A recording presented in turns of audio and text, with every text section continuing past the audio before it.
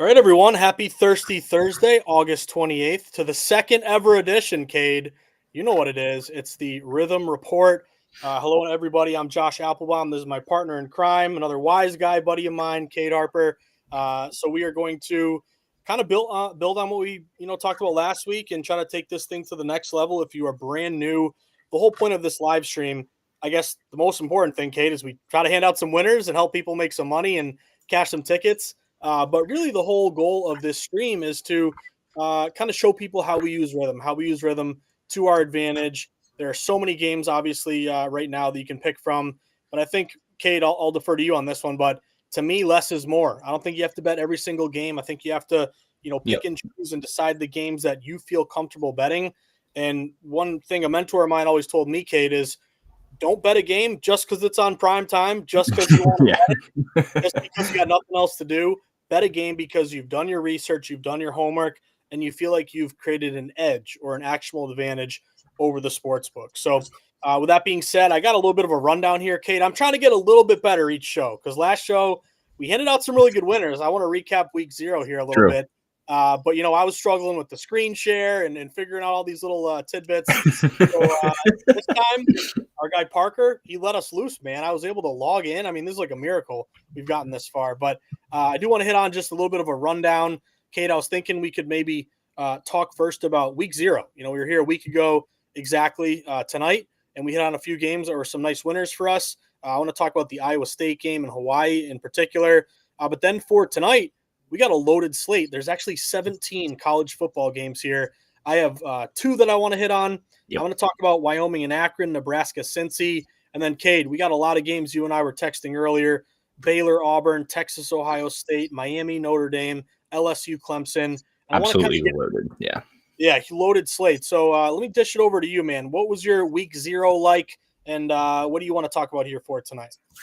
Well, as of last week, obviously, when we talked about the headliner of Kansas State, Iowa State, I was on the Iowa State end of that. Obviously, we know the outcome of that. Don't really need to recap anything much. I did have a short, few side plays that I didn't necessarily track. Kind of just played just to have action, just to get an idea. And Hawaii and Stanford teams total, stuff like that. Watched all those games, which was great games, by the way.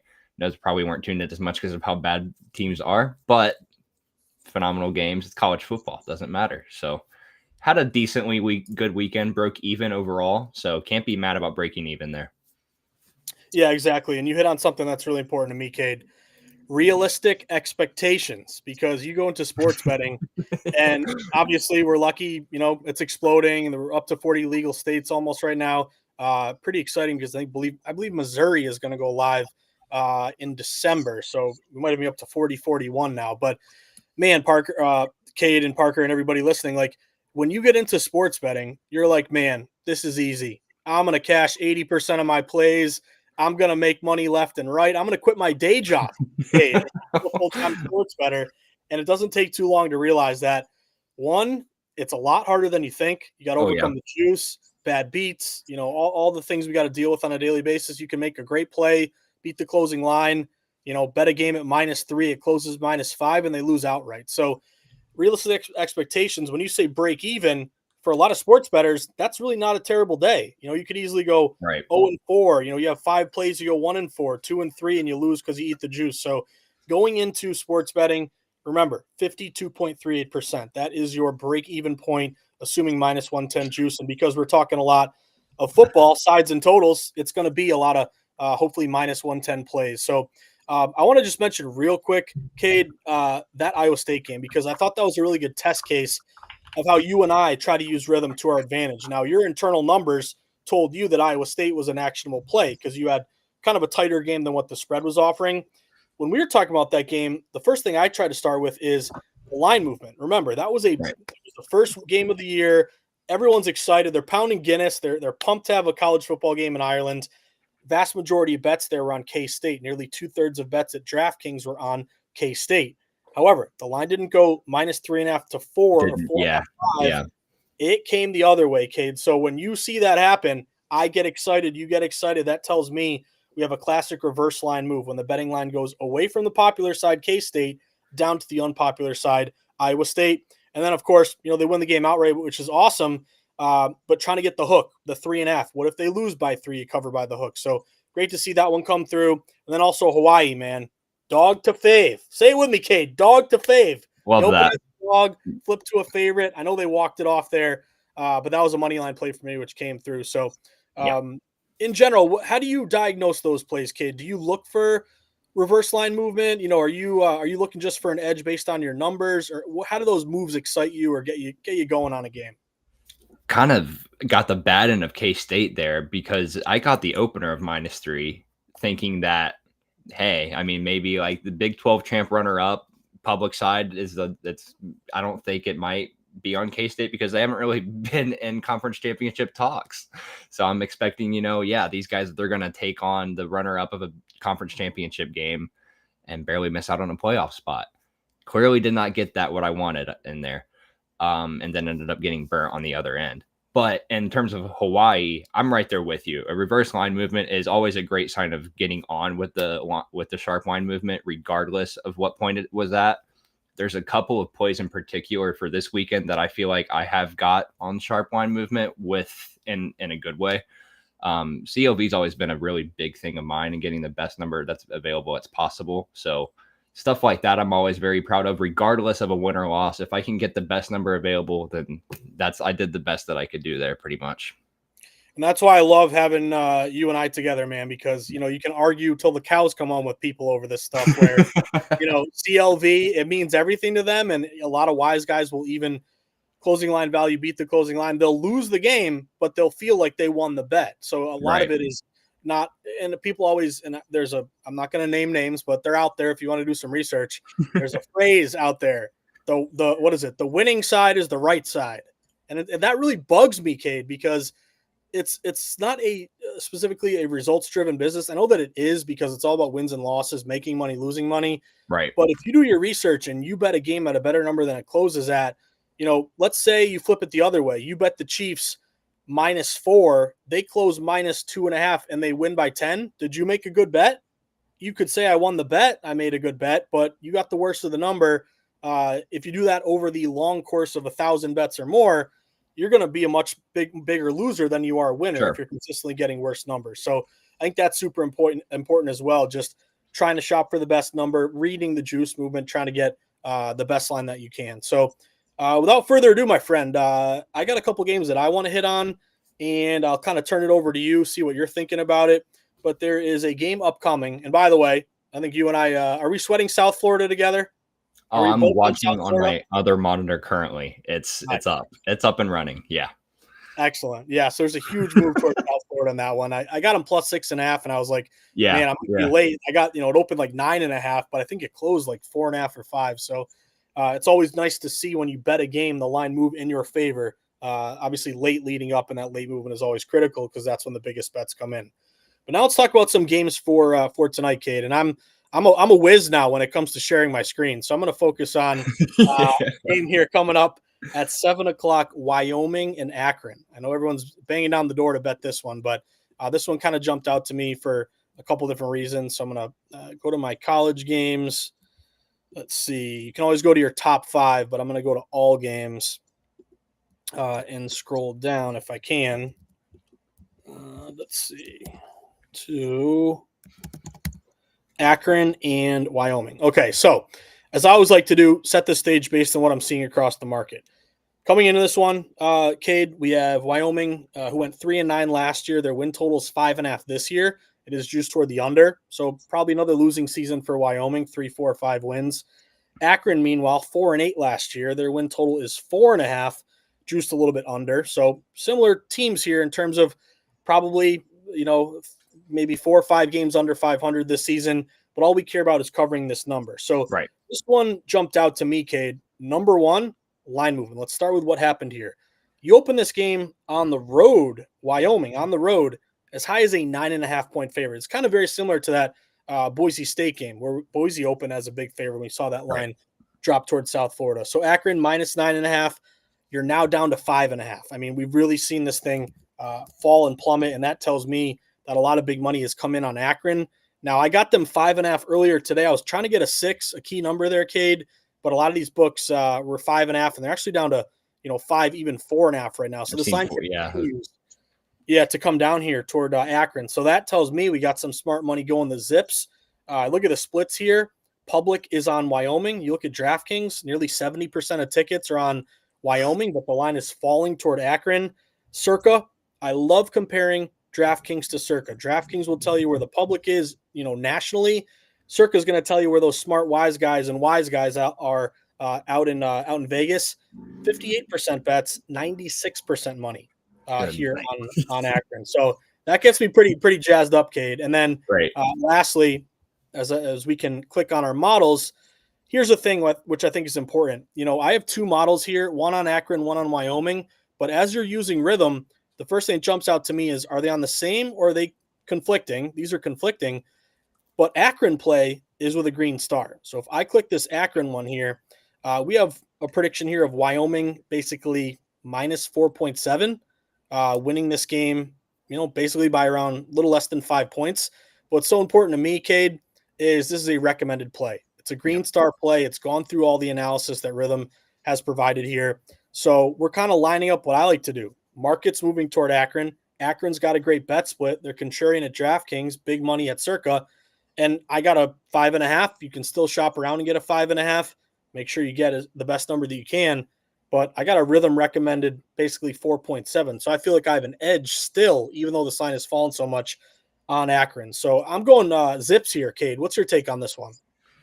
As far as market movement and everything goes, I mean, yeah, it's kind of hard not to lean that way. In terms of the game, though, which is something that I like to pick people's brains on a lot, is if you have a line movement as big as this, is a perfect example. At what point do you kind of cancel out your dog bet and switch to the favorite? Because a lot of people have asked me that. And it's a weird philosophy because everybody's got a different way to approach things. Because I know last week I talked about it a little bit because my thing, I'm pass on a lot of the times. I don't necessarily flip sides and say, oh, it's short now. I like that side. Not how it works for me personally. In my opinion, in this game, I do have Akron's underwin total. Therefore, I guess you could say that there is somewhat of a hedge opportunity, that if you will. But for a line this low and a number that weird at a 5 spot, and you kind of risk it getting a hooked at a 6, honestly don't really care for it. But like I said, if you got anything higher than that, I'd be feeling pretty confident. And if you're holding the Zips, anything higher than a 6 at that point. Yeah, I'm with you. And you bring up a bunch of great points here, Cade, because on the one hand, I always try to be with a line move, but then you get to a point where it's moved so much and you're kind of chasing it. So to me, when I look at those spots, whether I'm deciding like to play it or lay off, I try to look at where the juice is leaning. Like, let's say it opens, you're getting 9. Now it's down to 5, but is it juiced up? Like it may go back up to 5.5. Like it's, minus 5.5 at, minus 115, minus 120, or is it the other way? Like, even though it's fallen to 5.5, it's still getting juice. Like it may go to 5 or even 4.5. Like the plus 5.5 is juiced up minus 120. So that's one thing that I look at.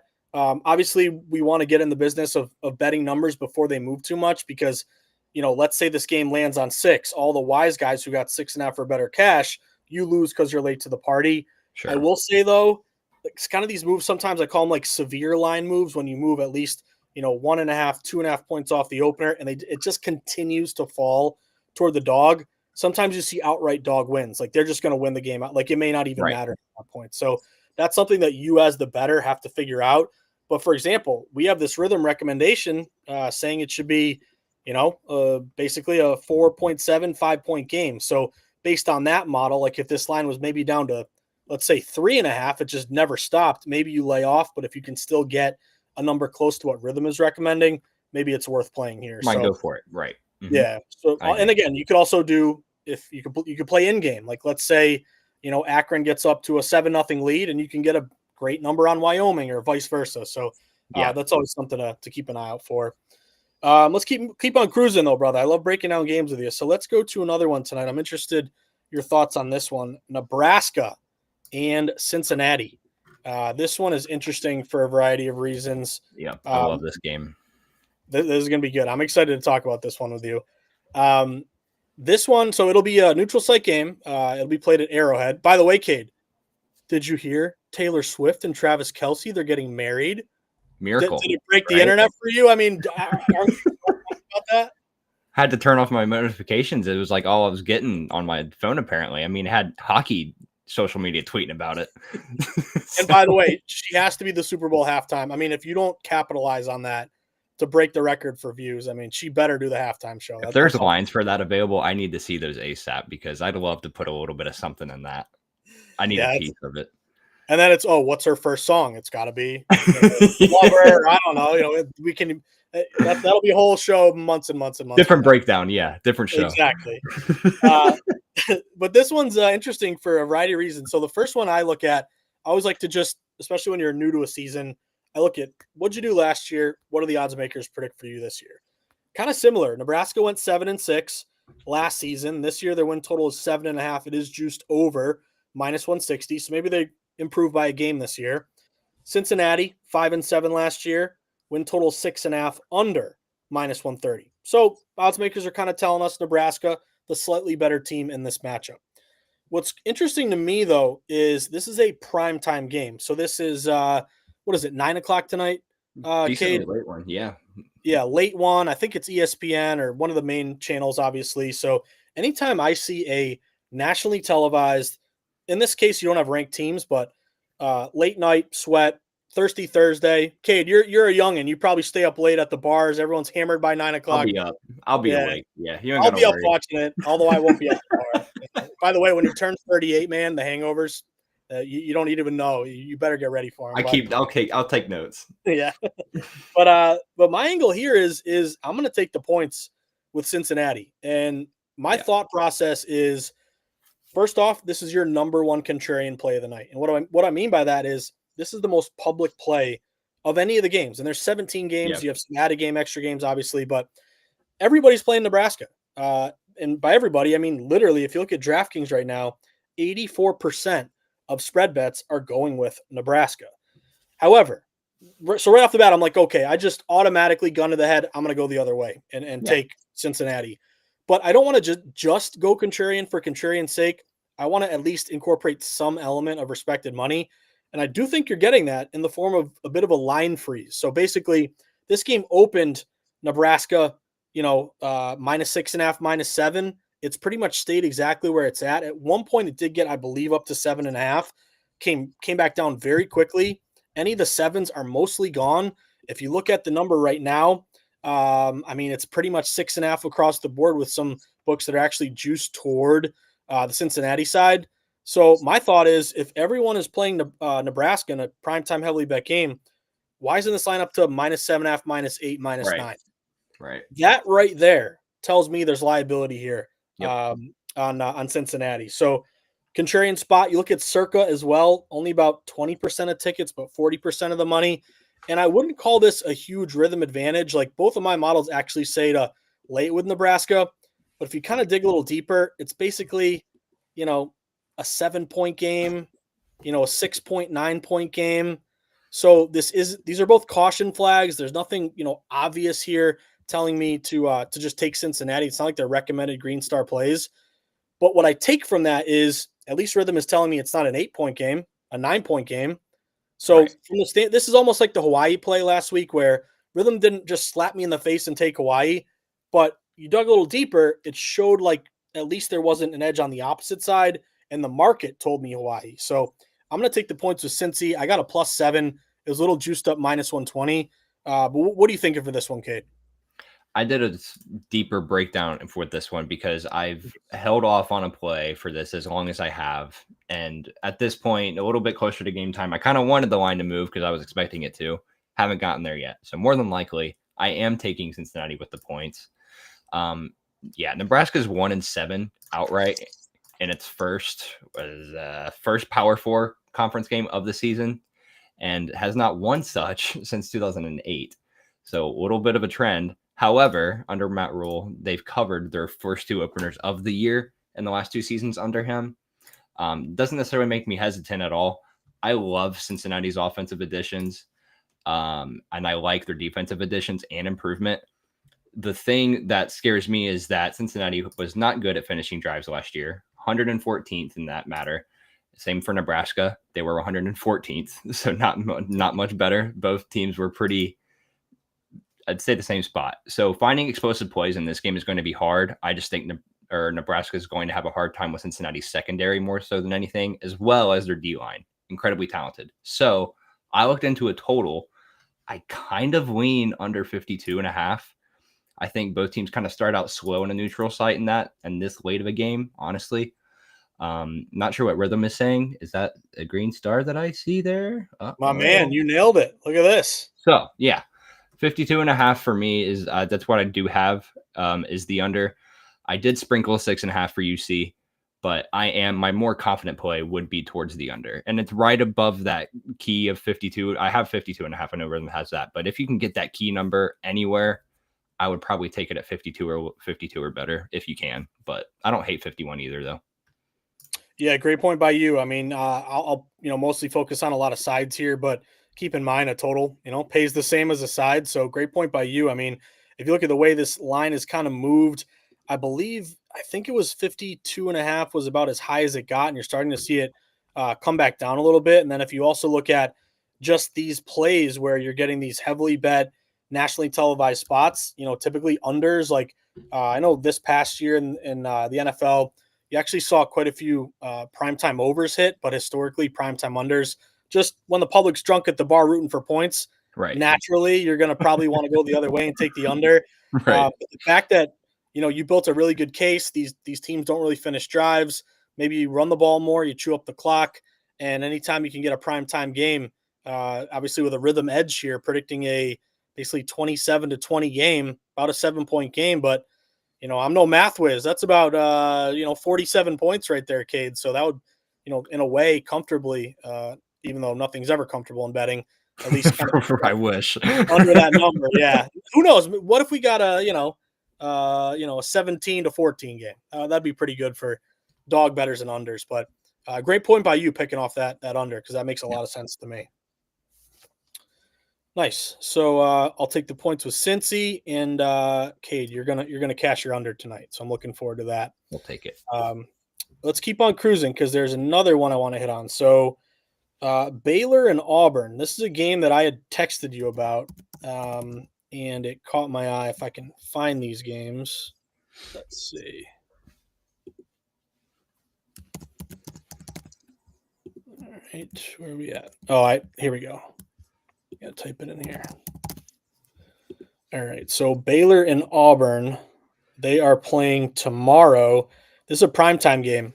And we got two pretty good teams going at it. Again, trying to set the stage here. This is a 8:00 game tomorrow on Fox, so another nationally televised spot. Baylor comes in 8-5. Now, odds makers think they're going to take a bit of a step back. Their win total is 7.5 this year. It's just a little bit to the under, -115. Auburn 5-7. Cade, who was that quarterback who threw pick after pick? There's so many Auburn games that I played where this kid blew it. Do you remember that quarterback from last year? Should have been Thorne. Yeah, Peyton Thorne. That's right. Multiple times this kid would throw a pick and fumble and kill my bet. So I don't know if he's still around. He's probably a great kid with a bright future. But anyway, those are the things. You never remember your wins, kid. You always remember your losses. But anyway, they're expected to have a better year this year. Their win total is 7.5, juiced way over. -170. So going in, Auburn probably expected by the odds makers to be the better team. This one is notable to me for a couple reasons, though. Primetime game, with the line really not moving at all. I mean, we opened this game Auburn basically -2.5. We're pretty much still Auburn -2.5. And one thing I like to do, Cade, is obviously I think if you use a live odds page, it's going to really help you to discover where the movement's at, what the market is saying. Right. But you got to have a live odds page that lets you pull up the line history. This is important to me because if you have a live odds page that just shows you open and current, yes, that gives you some good information, but I want to know all the moves in between. So if you open 2.5, you're still 2.5. Did that mean you went up to 3 and got back down to 2.5? Did you fall to 2 and go? I need to know that information, all the moves in between. So what jumped out to me is that when I was researching this game, Baylor and Auburn, it never really went up to 3 or 3.5. It never showed liability on the Auburn side, but it has shown liability on the Baylor side because if you look at the line history, it did touch 2 at some shops. And I think if you look right now, there are some books literally at 2, minus 110. So, like one book I like to look at is Circa out in Vegas. You also look at a book like South Point. Like they're pretty sharp too. They have reduced juice out in Vegas. Yeah. They're both at 2. So just from the standpoint of Circa and South Point at 2, the rest of the market 2.5. It got down to 1.5 at some shops. Then I look at the splits here. DraftKings Baylor's only getting 40% of bets, more than half the money. You look out at Circa, they're a little bit more like 70% of bets in dollars on Baylor. So I'm noticing liability on Baylor in the points here. And again, the cherry on top, I always try to look at this final angle, but both of my models, my college football Josh model, my Rithmm model, both on Baylor. We could even bypass the one that's a caution flag. Let's go to the Green Star play here. This is basically a pick'em game, Cade. I mean, we got Auburn by minus 0.6, like a half a point. It's a recommended Green Star play. I'm against the public. The liability is shown on the Baylor side the whole time. I would love to get a 3, but I don't think that key number, I would be surprised if that came about and showed itself. So I'm thinking Baylor plus 2.5. What's your take on this one? This one was, I ping pong back and forth for the last like couple weeks on this one, because when we recorded our podcast that I do on the side and whatnot with all my friends, I'm going against them. Hold on. Give it a shout out. Plug your pod, man. You got the whole world listening. Let's hear it. That's fine. That's fair. Anyways, Hammer Time podcast. All Love right. it. So on Spotify and Apple Podcasts as well. And now we're on YouTube, which is huge. But yeah, talked about that game specifically. I'm going both against them. And we have our head-to-head trackers now. We're going to get a whiteboard. It's going to be phenomenal. It's going to be funny. And because, that's an inside joke with them. I suck going head-to-head and going against them. They know that better than I do, unfortunately. I found myself with Auburn money line early. Not necessarily early. Actually, when it kind of dipped down to the 1.5 line, I grabbed them at minus 118 at a local. I like my price, which is why I haven't necessarily bought out, I guess. But the way that Baylor is, I'm high on Baylor this year. They're one of my favorite Big 12 teams. I think that they make a lot of noise this year in their conference. And then on the other hand, I have Auburn, who is one of my most projected, most improved SEC teams this year. They look really good. They have a great portal haul at wide receiver, new quarterback that's hopefully going to prove himself at some point this year, because he did in Oklahoma, but it is what it is. But yeah, I guess I like my number there. That's mainly my firmness that I have on it. If I had anything higher than like a 130 or what it's at right now, I think probably wouldn't have buy that much juice with given the number in it. It's going to be a hostile environment. I am a little iffy on it, but I'm riding it with it either way. No, I love it, man. You got to have conviction and you got a good number. So I really can't argue with that. And any take on the total, just because you hit on some sharp unders earlier in the show. Yeah. I got 2 Rithmm models here on this under 58.5. One's a pretty sharp one. Anything you like, do you agree with that kind of lower scoring game here? One of my systems that I was going over with in the previous episode that we did last week is the primetime unders from Action Labs. Because like you were saying, there's not just a thing in NFL; it's a thing in college football as well. It's mid 50s or anything in the 50s with a total less and a spread less than a touchdown is very, very heavy towards the under. I think it's at a 63% clip. I think we also broke that down in the podcast yesterday too. But I don't have an under. I do like both defenses, because the only thing that's scary, obviously Baylor's defense did improve because they were god awful last year. Auburn definitely improved their defense this year. They have a great secondary. The only thing that scares me is the explosive plays, because when you have electric receivers that Auburn has, it's going to be hard to believe that they don't make plays. Like Cam Coleman, I expect him to have a huge game. It's just a matter of if they can get the ball to their playmakers and let them do what they can do, that total should hit, or the over should hit. But then again, if they don't, I mean, then your total, they're pretty much, that's your only way of winning it, is if you get your explosive plays, because it's not going to be empty drives. It's going to be a shootout. So, and I can tell you this too, like I haven't done a ton of research on this total, but it did rise. Like I saw some openers here of like 56.5, and now you're at 58.5. So you could, let me double check just to make sure that's right. But yeah, let's see. Because I always kind of lean on, what did Circa, Pinnacle, some of the bigger books have. And it looks like, some 56.5s up to 58.5. So Yeah. sometimes that scares me a bit. Like, even though I have a recommendation that is telling me to play the under, at some point, wise guys hit that over and caused it to go up. So am I going against, like, for those sharps to cash that, does it land 59, 60, something like that? Whereas even though I'm technically getting an inflated price and getting a better number on the under, I'm getting a better price because the sharps hit the over. You know what I mean? Like, so that kind of worries me. Like, I'd almost rather play this under if it was 60.5 down to 58.5, and I had a recommendation there, because at least I'd feel like I had some smart money that caused that line to go with or toward the direction of the Rithmm recommendation.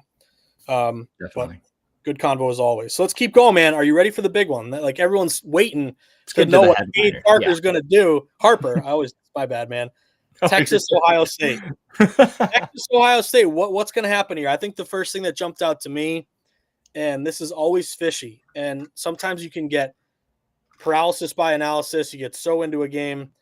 But let's just start with the fact that the number one team in the country is a dog.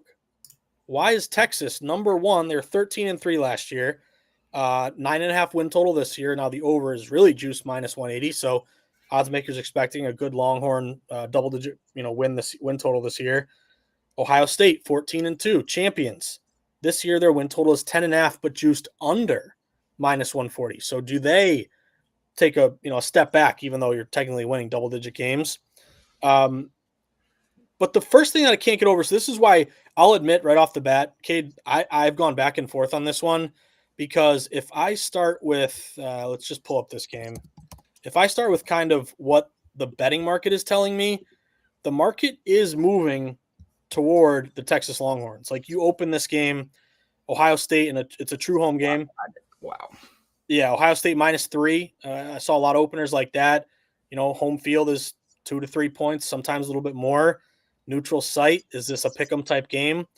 But even though you're getting, you're opening as Ohio State -3, you're down to 1.5. I'm the kind of guy that likes to be with the line movement as long as it's not like specifically injury driven or I'm getting the worst of it. Right. However, this is what scares me a bit. If you're taking Texas right now, yes, you're with the move. The line went to Texas, 3 down to 1.5. You look at the splits right now, it's kind of even. DraftKings is like 52%. And again, this is a huge game. It's still a couple days away. So the public hasn't really had their say yet. So I would pay attention to the splits and the movement when we get closer to Saturday. It's basically 50-50. Public doesn't know what to do at DraftKings. Ohio State at Circa is a really contrarian play. Like, only 37% of bets at Circa are on Ohio State. Here's what I get hung up on, though. If I'm with Texas, I'm getting the worst of it, and I'm taking a 1 to beat a 3, which seems obvious. And anytime there's an obvious play, as a bettor, you learn to be skeptical of that. Right. So, like, just the fact that if you tell me you like Texas, like, no, you like Texas, they're number one. The Manning, love across the world for Arch Manning. Although jury's out. I don't know about you, Cade. I like your take on Arch Manning because he ran the ball great, but I don't know. I haven't seen a ton from him. I don't know what kind of passer he is. Also, we have no I idea. wish he was Eli or Peyton's son, not the loser brother, the third one. I'd feel much better if it was if it makes was a difference. Yeah. Yeah. Although 5 years from now, I'm sure his kid will be, at some school. But anyway, when I go to money lines, it's a very short number. Both of these models are on Ohio State to basically win by 1.4 points, win by 0.9. Like, it's not a perfect play for me because it's complicated because the line went to Texas. I might give this another day or two, but my inclination here is to moneyline Ohio State. Yeah. I kind of like the idea of at home, the love for Texas, and then again, why is a 3 favored over a 1 even with home field advantage? What's your take?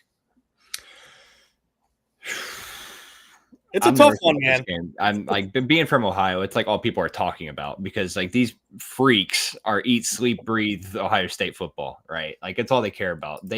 it's like the longest off season. And it's like it could be May, and these people are like, "Hey, did you see spring practice?" And I'm like, "Why are you talking about spring practice? It doesn't matter." So, yeah, man, I'll just start out early. I got Texas at +3.5. I got them at minus. You got a great number. I said that's why it's same thing as like I've pretty much always done. I'm happy about my number. I'm not necessarily confident in the bet because like I said, short money line like that, hostile environment, that's a tough spot to play in. Like, and I look at last year's game in the playoff. They were literally marching down the field to tie the game within one possession, and then you're inside the red zone, inside the 10, whatever it was, and then it's a strip sack, scoop and score.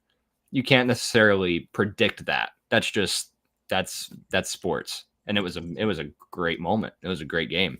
That's just how that one ended.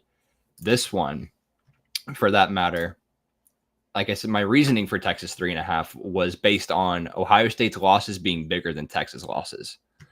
And one, Ohio State's loss was not a player. It was actually their staff. Good point. Chip Kelly on the offensive side, Jim Knowles, one of the most defensive masterminds college football world has ever seen right now, it seems like, on the other side. Granted, they reloaded with experience. Matt Patricia's there on the defensive side on the coordinator. Brian Hartline's now coordinating the offense for a second time. His first year was, like I talked about this as well, not to the Ohio State standard the first year. They're not really high on that guy. However, what this boils down to is Matt Patricia, to me at least, Matt Patricia, I think, utilizing his weapon X and Caleb Downs in a matter of fixing him to focus in on Arch Manning. Because if I'm Texas offensive coordinator, I'm expecting a lot of these like RPO action plays, these zone reads, because Arch is a dual threat. He's got a big frame. He can run. Like you said, can he pass? We saw him pass the ball against, what was it, UTEP last year. We have no idea what he's going to do against some Power 4 teams like these. So it's going to be an interesting game. Short money line. Like I said, from being from Ohio, I'm going to root for them. I hope whatever. But then again, Texas had a good number at 3.5 for a good price. I'm staying pretty firm on that, and I'm feeling really good about where I'm at right now because this could very well be within a field goal, honestly. So, yeah, you make a good point. I mean, man, you already proved yourself. You got a 3.5. The market's down to 1.5. I mean, you made a great bet regardless of the outcome. So, to me, it's always about, what is it? What is the number now? If you bet it at previously, what did you get? If you haven't played it yet, I mean, to me, I just make and I don't want to boil it down to something so simple, but if Ohio, so here's the thing that's also going to frustrate me, Cade. If Ohio State wins this game, they upset Texas. You're going to get the word upset. Yeah, that's what they're the favorites. So I don't want to delve too much into that. But also, as you're talking, I pulled up Arch Manning's his game log. Let's see. He played a little bit against Colorado State, UTSA. He played a little bit more against UL Monroe and Mississippi State. Mississippi State, he was pretty good. 26 of 31, 325, 2 touchdowns, no interceptions. But beyond that, I mean, he really has not played a full game against a really good team that's had a lot of time to game plan against him. So I'm not going to feel bad for the guy. What's he making in NIL this year, Kate? $9 million? I don't want to hear. So I'm not going to feel bad for him. That's a tough spot, man. On the road, here's the other thing. They can't even play the underdog role if no one believes in us. Like, if anything, if Ryan Day is a good coach, you're going to get Ohio State pissed off. We're like the worst ranked team in our own house. Yep. That's an angle that I hope motivation wise you can play with your team. But I'm going to money line Ohio State here. I just like the fact I will admit, it worries me this line moved toward Texas. That tells me smart money like you and other sharps who hit this game early, they saw that number was a little bit too high. Now that it's down to 1.5, maybe it's right where it should be. I would also pay attention to, what happens here. Like if this gets down to a pick 'em, if this hops the fence and goes to Texas -1, -1.5, that would really scare me on Ohio State. Right. But then sometimes you see this too, Cade. It gets down to 1.5. Sharps say it's too low.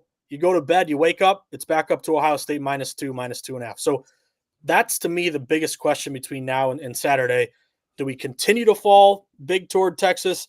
Do we see buyback and go back up toward Ohio State? But I'm going to take the home team with a chip on their shoulder, fishy number 3 ranked, favored over a 1, with a rhythm edge telling me basically they should win by 1 or 2. So Yeah. I'm looking at a money line play here with the Buckeyes. That's what I'm doing. I'm curious. What's the rhythm model saying about the total here? Because originally I leaned under, but I'm kind of just curious. Oh, well, there we go. Let's see. I mean, 49. I mean, that's not cashing by a big margin. That's kind of right. That's pretty close there. So I said, I this is very. I think it's fairly small, but then again, it's rightfully so. I mean, they're both talented defenses. It's going to be a tight nail biter. Like, this game is like, I don't even know. The anticipation is killing me. I just want to get to Saturday.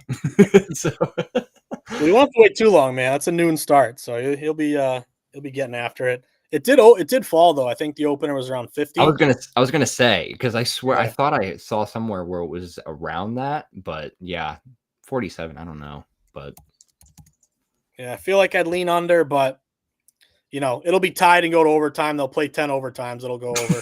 It's usually yeah. All right, man. Well, I got 2 more, so I want to get your thoughts. Let's go to believe it or not, we got a Sunday college football game here: Miami and Notre Dame. So let me grab this one here. Find this one. I don't know if they want my biased self talking about this game with me being a Notre Dame fan, but we'll go for it, I guess. Yeah. Well, that's okay, man. That's I want to hear your thoughts. At least you're biased because your numbers say something, right? Hopefully that's the case. Right. But we got a great Sunday game here. It is in Miami. It's a true home game for Miami. Is that right? Correct. Okay. Yeah.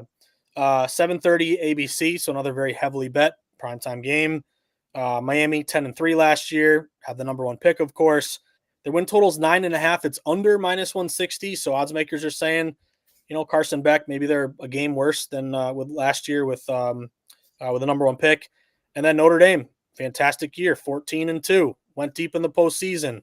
Win total is 10.5 this year.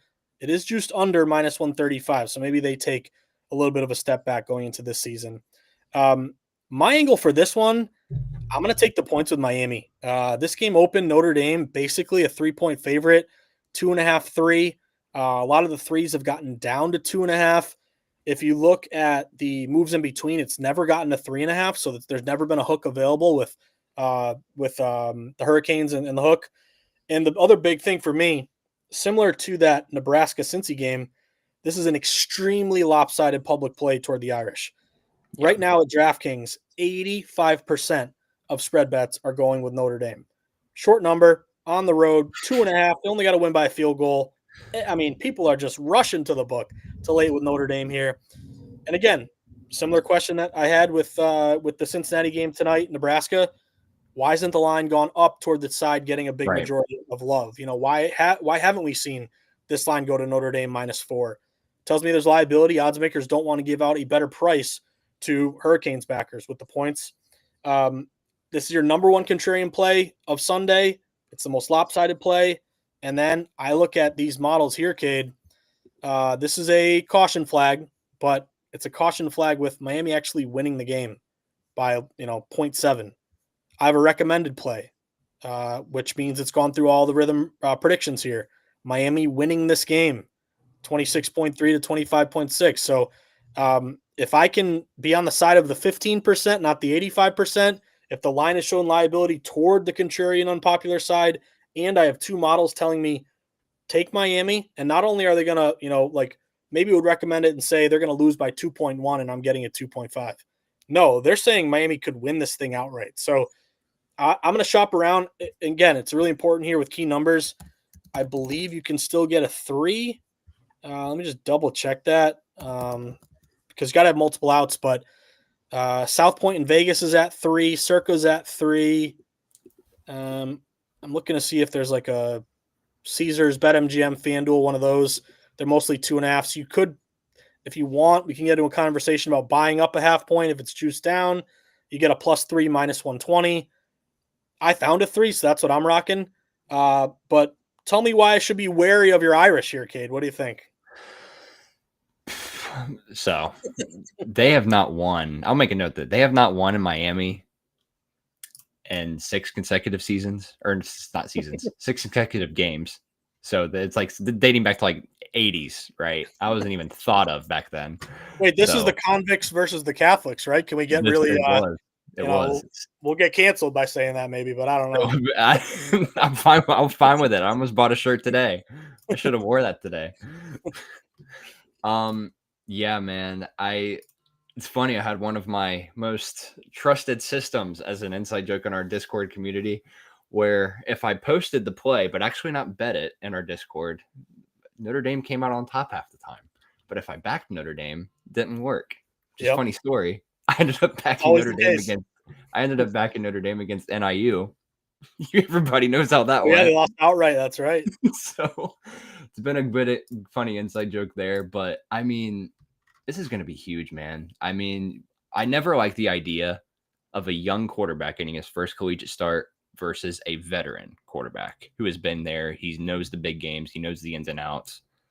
But he's also a transfer as well. It's in his first year. So Carson Beck, CJ Carr, what it boils down to me is how poised can they really be? And I feel like it's going to be the first quarterback to make a mistake in the second half, or the first quarterback to make a mistake very early in the game.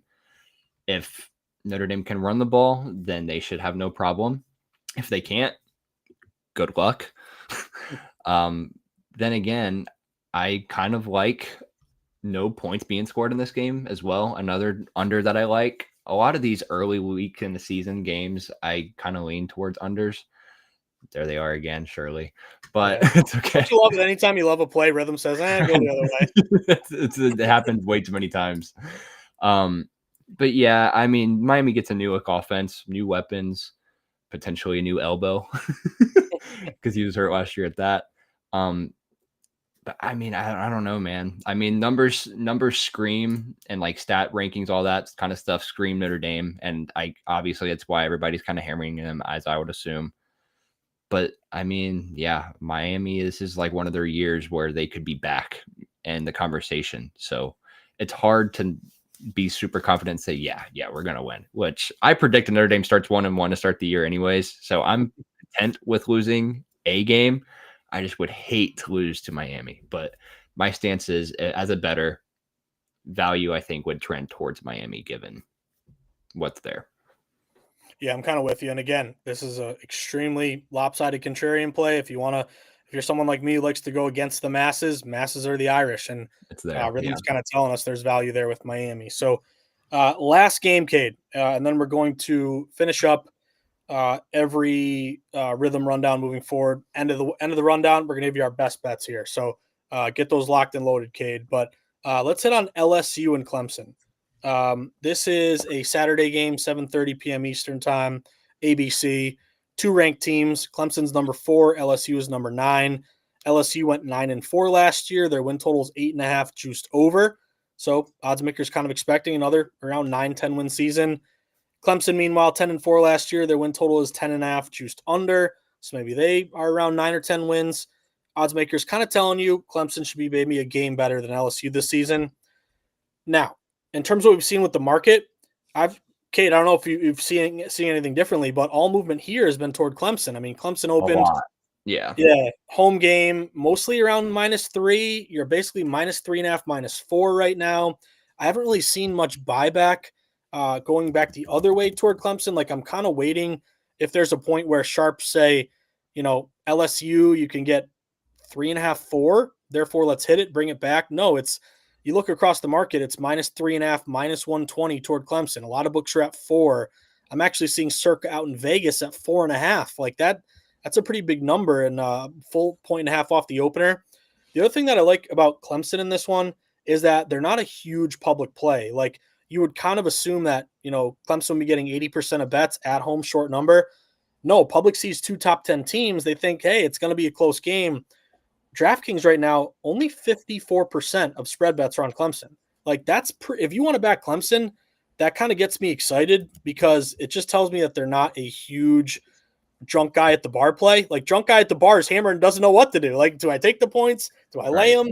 There's no, market herd mentality saying one way or the other.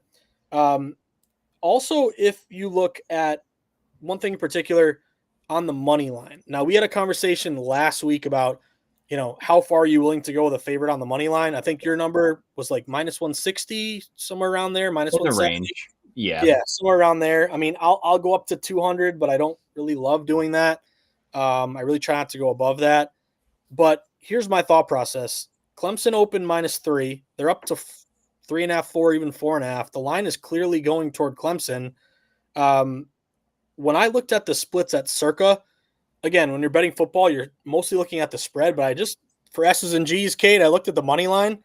Out in Vegas, only 44% of bets, but 91% of the money is on the Clemson money line. So that tells me that maybe it's a 3-point game. It's a close game that Clemson wins but doesn't cover. And then when I looked at my money line spots, they're both conflicting here. But if I click the Clemson one, you're winning this game by a decent, yeah. Yeah, what is that? I don't even know. 5 points, 6 points, something like that. So that kind of got me excited from not laying it, but laying the money line. Again, my two models here, first thing to me is they're conflicting and they're both caution flags. There's no green flag, but basically a 5-point game, Clemson win, and around a little bit more than a 5-point win by Clemson. So I'm looking at the money line, and then my last thing is what book is giving me the best money line price. I saw -175 at ESPN Bet, which isn't that terrible. There's some other books like -180, -190. I'm thinking about backing Clemson to win the game on the money line. I'm willing to pay a little more juice to protect myself.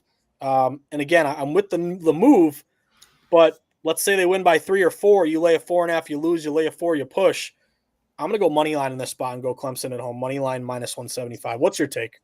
Yeah, I definitely like it. It's a great angle. I wasn't so sure about the random steam that came from Clemson's end at one point. I think that was like 2 days ago. And because I was looking at it and it sat at 2.5 for the longest time until all your commercials start playing primetime Saturday night and everybody's like, buy. So probably it. Yeah, my angle on this is pretty much the same thing. I do think LSU covers, but does not win. I think Clemson does still win this game. And my thing, I did have LSU plus 4.5 for -115 at Caesar. Not necessarily any statistical angle. I mean, they're both really even teams. Both offenses supposed to be full of star power this year. I do have a natty ticket future for Clemson. I am looking to take LSU and a live natty ticket if they probably lose this game, depending on how bad it is. It probably shouldn't affect it much because now if you lose, you can still get into the playoff. Your path is just a little bit tougher. That's the only downside, I guess, of that angle. But yeah, I do have LSU plus 4.5 there. They have a revamped secondary. Their defense is supposed to be better. If they can disrupt Klubnik, I think they should keep it very close, which I'm projecting it to be close. I had Clemson at -2.7. So, I mean, I wouldn't necessarily hate a money line there. I know a buddy of mine who does the podcast with, they had it at -166, which great number there. Obviously, 175 is still a good number. Yeah, I guess I don't hate the money line at all. But in my stance and my angle that I had, I'll take the chance of buying the 4 where I can. So, no, great point. Real quick, anything on the under? I'm just seeing 2 recommended plays toward this under. We've hit on it a lot, but yeah, primetime unders. I'm all for it. Yeah, I don't see it. If you're backing a dog, anyways, I mean, you're gonna be already leaning towards the end anyways. So. Find myself with a lot of early dogs, kind of scary, but hopefully it doesn't burn me, but we'll find out. Well, I'm on a lot of them with you, man. So we'll either celebrate together or cry together. So right. We'll find out next Thursday. Exactly.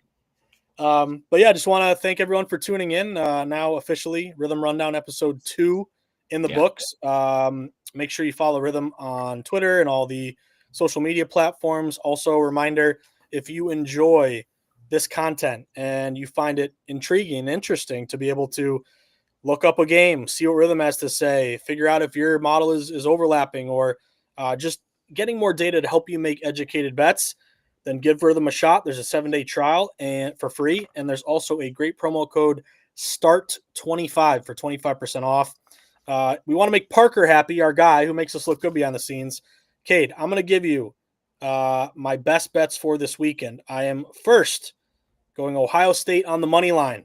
I know this line moved toward Texas a little bit, which I am a little bit afraid of, but the public is leaning toward Texas. I think it's a tough spot for Arch Manning in his debut, and you're getting Ryan Day and a very talented team at home with a chip on their shoulder that can say no one believed in us, which is true, even though they're technically ranked higher. But I like the fact that you're getting a team in a buy low spot. I found a money line of just minus 110, so basically a pick 'em type game. I'll take Buckeyes here, and I'm going to take Miami +3. Again, 85% of bets are going Irish, but there's a line freeze, and line has kind of moved back here toward Miami. Rhythm's telling me Miami could win this game outright, and I will lay. It worries me a bit. It's an expensive price, but Clemson money line to win the game minus 175. The lines move pretty big in their favor, and they're not that popular. So Ohio State to win, Clemson to win, Miami +3. What are you rocking with, my man? Love it. Yeah.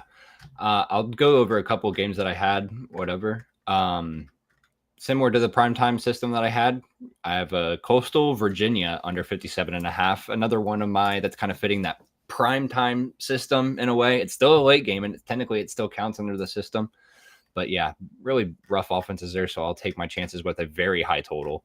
Oklahoma minus 34.5. New look offense. I expect Venables to kind of keep his offense in there to get some extra reps and build some extra chemistry while they're in there against a downwards opponent. I would not be surprised if Oklahoma's putting up 50 spot or even close to a 60 here. Utah State money line for minus 156. This line is another one that I caught the sharp movement on. I think this is up to like a minus 5.5 now, but I love that line. I'm very confident in that one. And then Arizona minus 14, one of my last favorite ones for minus 105. This is another one where I got a good movement on. I think this is up to 18 in some spots. But yeah, they're playing Hawaii, which we kind of went over last week. If you watch the game, they're kind of gotten a little bit of injury concern at their quarterback position. Not really high on Arizona this year, but I think their offense is going to put up a good number. 14, 2 touchdowns is kind of a disrespectful ask, if you ask me, especially after fading a bad week 0 performance. So that's my angle on that. Got the best line that I could there as well. So definitely can't be mad. Oh, I love it, my man. Good luck to you, my friend. Yeah, we'll do it again next Thursday. And yeah, it's always a pleasure. And hey, we're getting better each time, my man. I don't want to jinx it, but I can get the stream going. I can screen share. I mean, this is like a proud dad moment for a guy Parker. So awesome. Well, thank you all for tuning in. Kate, any final thoughts to our crew? Just win some games. How about that? That's it. Just have yourselves a weekend. Enjoy the football. We get 5 straight days, whatever it is. So yeah, and it's a holiday. Everybody's off on Monday. We're good. That's right. All right, guys. Thank you for tuning in. Follow Rithmm again. 25% off. Start 25, and we will see everyone